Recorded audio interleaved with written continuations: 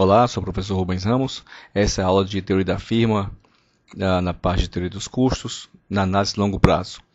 Convém que você tenha assistido antes a aula sobre análise de curto prazo de custos.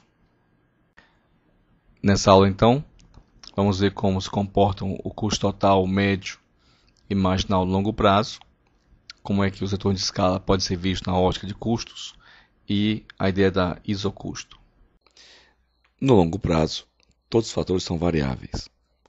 Podemos aqui então ter uma variação, em geral um aumento de fatores fixos, e a variação também de fatores variáveis e em uma nova função de produção e, portanto, em uma nova função de custos. O comportamento dessa nova função será decorrente da existência de retornos constantes, crescentes ou decrescentes de escala. Retomando nossas curvas de custo, temos a curva de custo variável, como já vimos, o seu ponto de mínimo custo variável, a curva de custo fixo e o somatório das duas curvas na curva de custo total, aqui representada na figura, que iremos tomar como base para a análise. Essa curva de custo total, então, possui um ponto de mínimo, que é onde a tangente que vai dar origem ao ponto que toca a curva tem um menor ângulo. E se aumentarmos o custo fixo para o novo padrão, a nova função de custo deverá também tocar no seu ponto mínimo essa mesma reta, de tal modo então que a nova função de custo variável médio tem o mesmo ponto de mínimo custo, mais deslocada adiante. Estas curvas nos mostram que para dois diferentes níveis de escala, os fatores fixos e variáveis, há nos pontos de menor custo o mesmo valor, portanto, retornos constantes de escala.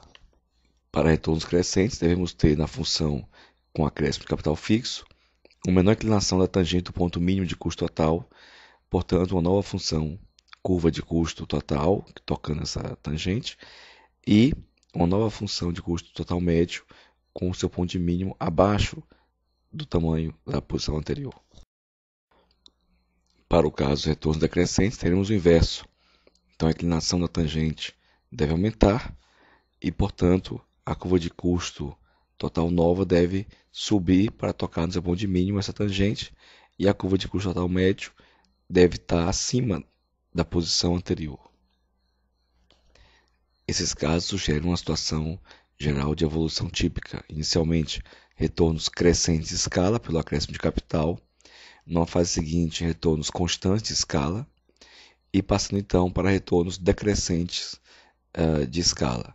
Temos assim então a curva de custo total médio de longo prazo em três faixas típicas de comportamento.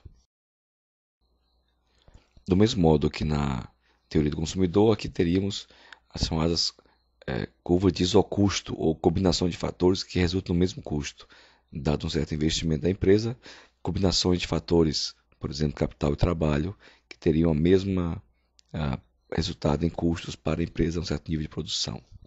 Os pontos A e B, então, são pontos de mesmo custo para diferentes combinações de capital e trabalho e de mesmo nível de produção.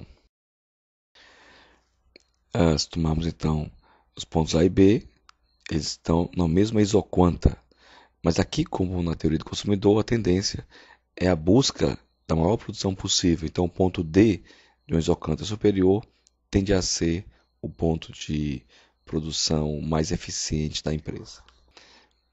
Todavia, se houver uma limitação de mercado, em termos de quantidade absorvida, o ponto C, numa isoquanta Q1, seria o ponto mais apropriado, com um nível menor de investimento em capital e trabalho. Vimos aqui então os conceitos de custos. Na análise de curto prazo, há fatores fixos, portanto, o custo total é composto de custos fixos mais variáveis. Vimos o conceito de custo fixo, fixo médio, fixo marginal, custo variável, variável médio, variável marginal, custo total médio, total marginal, como se comportam as curvas de todos esses custos. Vimos a análise de longo prazo, que todos os fatores são variáveis, os aspectos ligados a retorno de escala e também a ideia de isocustos, similar à curva de renda na teoria do consumidor, associada a isoquantas, assim como lá também associada às curvas de indiferença. Essa foi então a aula sobre teoria da firma, na parte teoria dos custos. Essa teoria é a base da análise de rendimentos, que na próxima sessão. Eu sou o professor Rubens Ramos, espero que você tenha aprendido com esta aula.